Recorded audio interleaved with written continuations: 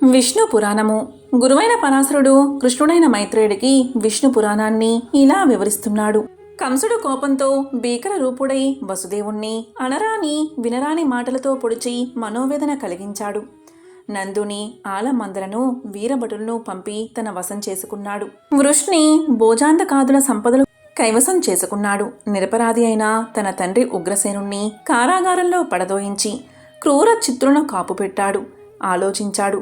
యజ్ఞం పేరుతో రామకృష్ణులను రప్పించి బలవంతంగా చంపడం, లేదా నా వీరభటులచే చంపించడం, లేదా పోరాడి చంపడం చెయ్యాలి అని అనుకుని అక్రూరుణ్ణి పిలిపించి, అక్రూరా, విష్ణువు అంశలతోనట దేవకీ వసుదేవులకు రామకృష్ణులు పుట్టారట.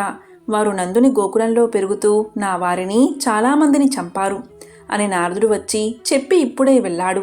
నా తండ్రి ఇంకా నా వాళ్ళుగా ఉన్నవాళ్ళు, నా మేలు కోరేవారు ఒక్కరూ లేరు. నువ్వు ఒక్కడివే మంచివాడివి. నా ఆలోచన చెప్తున్నాను విను. ధనుర్యాగమని ఒక యజ్ఞం చెయ్యాలి అనుకుంటున్నాను. ఎల్లుండి ఆరంభిస్తాను. నువ్వు వెళ్ళి ఆ యజ్ఞానికని రామకృష్ణులను, ఆ దుర్మార్గుడి నందుణ్ణి తీసుకురా. ఇక్కడ వాళ్ళ పని పట్టేస్తాను. నాదాకా ఎందుకు?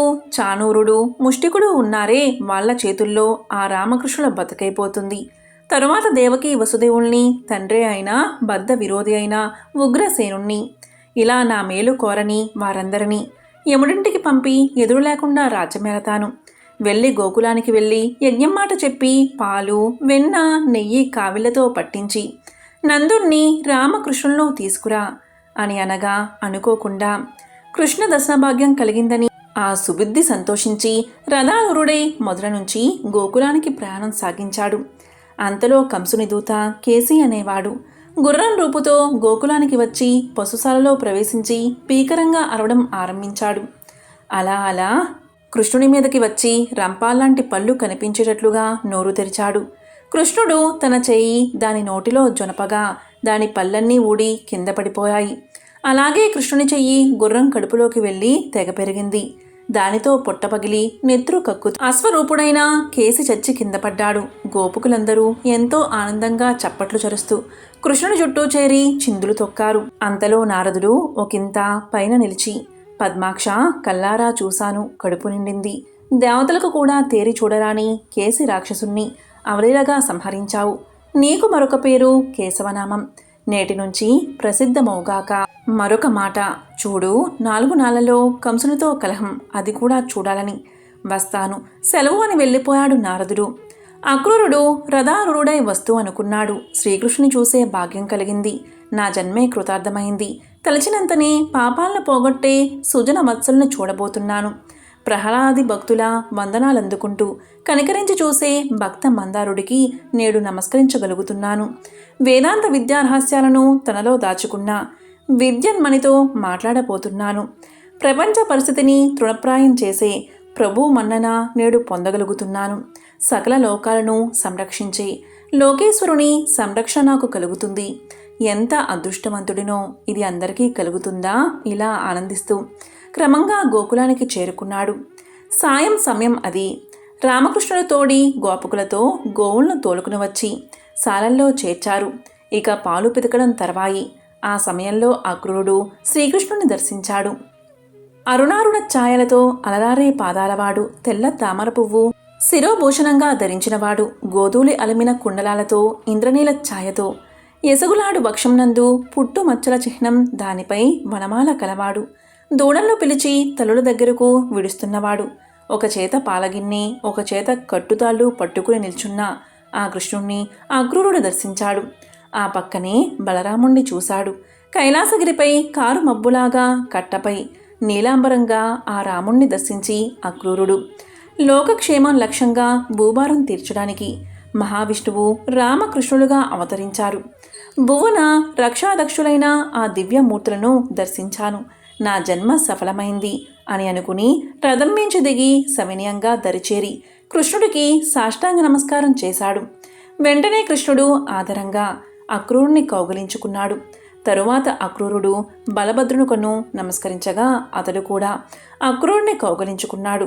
ఒకరినొకరు కుశల ప్రశ్నలు అడిగి ముగ్గురు అక్కడి నుంచి తమ ఇంటి వెనుక ఉన్న ఒక శుభ్రమైన చోట కూర్చుని కొంతసేపు ఇష్టాగోష్ఠి నడిపారు. తరువాత స్నానం, భోజనం అయింది. మళ్ళీ వేరే ఒకచోట కూర్చుని అన్నదమ్ములు మధురాపుర విశేషాలు అడగగా అక్రూరుడు చెప్పాడు. సర్వజ్ఞుడువు పద్మనాభ, నీకు తెలియంది ఏముంటుంది, అయినా అడిగావు కనుక మనవి చేస్తున్నాను, అవతరించు అని కంసుడు నిండు సభలో దేవకీ వసుదేవులను అనరాని మాటలండం. తండ్రి వయసు మళ్ళినవాడు అనే ఆలోచన లేక ఉగ్రసేనుణ్ణి కాళ్ళు చేతులు బంధించి చెరలో ఉంచడం, ధనుర్యాగం పేరుతో మేము వధించాలని దుస్తుంత పన్ని తీసుకురమ్మని తన్ని పంపడం చెప్పాడు. అక్రూరుని మాటలు విని కృష్ణుడు, అవును, నాకు ఆ నీచుని వృత్తాంతమంతా తెలుసును, వస్తాను. కంసుడి ప్రాణాలు మరి వాడిలో లేవనుకో, ప్రజలందరూ ఆనందించేటట్లు ఉగ్రసేనుడుకు ఎల్లుండి పట్టాభిషేకం చేస్తాను. రేపు ప్రభాత సమయాన పాలు, పెరుగు, నెయ్యి సమృద్ధిగా కావలలో నింపి గొల్ల పెద్దల ముందు వెళ్ళిన వాళ్లతో నందుడును, నువ్వు, అన్నా, నేను రథప్రయాణం. సరేనా, పడుకో అన్నాడు అని చెప్పి అక్కడి నుంచి లేచాడు కృష్ణుడు. ఆ రాత్రి అందరూ నందుని మందిరమందే నిద్రించి తెల్లవారగానే లేచారు. కాలోచిత కృత్యాలు తీర్చి పాలు మొదలైన పదార్థాల కావళ్లతో తగువారిని ముందు పంపి తాను బలభద్రుడు అక్రూరునితో రథారూఢులు అయ్యారు. రథం కదిలింది. గోపికలు చూశారు. అందరూ ఒకచోట చేరి కృష్ణునితో ఎడబాడు భరించలేక బాధకాగా విచారించసాగారు. ఏకదారిగా కారే కన్నీరు వారి వక్షస్థలానికి అభిషేకమైంది. ఆ అవస్థలో ఒకరితో ఒకరు అనుకున్నారు, ఏమే, ఆ నందనందనుడు మనకి ఇన్నాళ్ళు ఆనందం కలిగించి కలిసిమెలిసి ఎడబాటులాగా తిరుగుతున్నవాడు ఇప్పుడు మధురకు వెళ్ళి పోతున్నాడంటే దయా దాక్షిణ్యం లేనివాడన్నమాట. మళ్ళీ మనకి ఒకనాడైనా కనిపిస్తాడా? ఆ పట్నవాసుల అందగత్తెల చమత్కారపు మాటలు విని మనతో ఇంతకాలం కలిసి ఉండడం తలుచుకుంటాడా?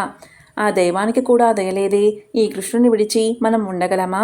కృష్ణుడికి మనకి ఎడబాటు కలిగించిన అక్రూరుడు క్రూరుడు కాని అక్రూరుడా? మనం తెగించి వెళ్ళి కృష్ణుని కొంగుపట్టి మమ్మల్నిలా ఏడిపించి వెళ్ళిపోతున్నావా?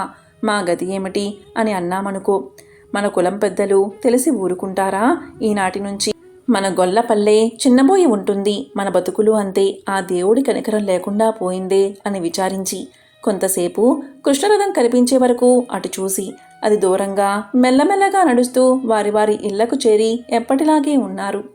అక్రూరుడు రథం వడివడిగా తోలుతూ యమున ఒడ్డుకి చేరగా అక్కడ ఒక మర్రి చెట్టు కింద రథాన్ని ఆపి, కృష్ణ, మధ్యాహ్నిక క్రియ తీర్చుకుని అరగడిలో వస్తాను అని రథం దిగ్గి నదికి వెళ్ళాడు.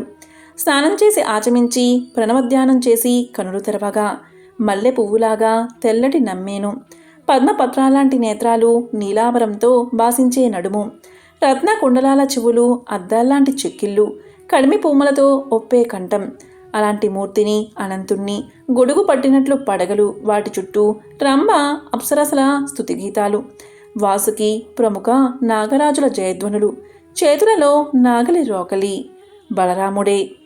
ఆ అనంతునికి ఒకంత ముందు నీల దశరథుడు, వనమాలి పీతాంబరుడు అయిన కృష్ణుడు కనిపించాడు. ఆశ్చర్యంగా చూశాడు అక్రూరుడు. స్నానం చేయడానికి నదిలోకి వచ్చారా? రథం వైపు చూశాడు. రథం మీద ఏదో మాట్లాడుతూ ఉన్నట్టు కనిపించారా అన్నదమ్ములు? మళ్ళీ అటు ఇటు చూశాడు. నీళ్లలో దర్శనమైంది. సరే అనుకున్నాడు. మానసికంగా షోడశోపచారాలతో పూజ చేసి నమస్కారం చేసి రథం వద్దకు వచ్చాడు. రథం ఎక్కి తోలడానికి ఉపక్రమించగా కృష్ణుడన్నాడు, ఏమిటయ్యా అక్రూరా, నీ ముఖం చాలా శోభాయమానంగా కనిపిస్తుంది. యమునా జలాలో ఏమైనా వింత అని. అక్రూరుడు కృష్ణుడి మాట విని, కృష్ణ, నీకు తెలియని వింత ఏముంటుంది? నన్ను ధన్యుణ్ణి చేద్దాము అనుకున్నావు. నీ పురాతన రూపం చూపించావు. నీ దయకి పాత్రుడైనా నేను నిర్విచారంగా జీవితం గడపక దురాచారుడైనా ఆ కంసునితో కలిసి బతకవలసి వస్తుంది. ఏమనేది తన ఇష్టప్రకారం నడవరాదు. శరీర సుఖం కోరుకోకూడదు. ఇంకొకరికి సేవ చేస్తూ తిండి తింటూ బతికేవాడే జీవన్మృతుడు. అక్రూరుని మాటలు విని కృష్ణుడు వాని మనసులో కలిగిన చింత పోగొట్టి ధైర్యమూ శాంతి కలిగేటట్లు చేశాడు. రథం తొందరగా నడిచింది. పొద్దు పోయేసరికి మధురకు చేరింది. అప్పుడు అక్రూరుడు ఆ అన్నదమ్ములతో అన్నాడు, మీరు రథం మీద కూర్చుని వస్తే కంసుడికి కోపం వస్తుంది. కనుక మీ కట్నాలు పట్టుకుని నడుచుకురండి. మీ తల్లిదండ్రులు చూడ్డానికి వెళ్ళండి. మీరు వెళ్ళడం తెలిసి ఆ దుర్మార్గుడు వారిని బాధిస్తాడు అని కర్తవ్యం చెప్పి వారి వద్ద సెలవు తీసుకుని తిన్నగా కంసుడి వద్దకు వెళ్ళాడు. రామ దామోదరులు వచ్చారని చెప్పి తన ఇంటికి తాను వెళ్ళిపోయాడు అక్రూరుడు. ఈ విధంగా గురువైన పరాశరుడు శిష్యుడైన మైత్రేయుడికి విష్ణు పురాణాన్ని వివరిస్తున్నాడు. ఓం నమో నారాయణాయ.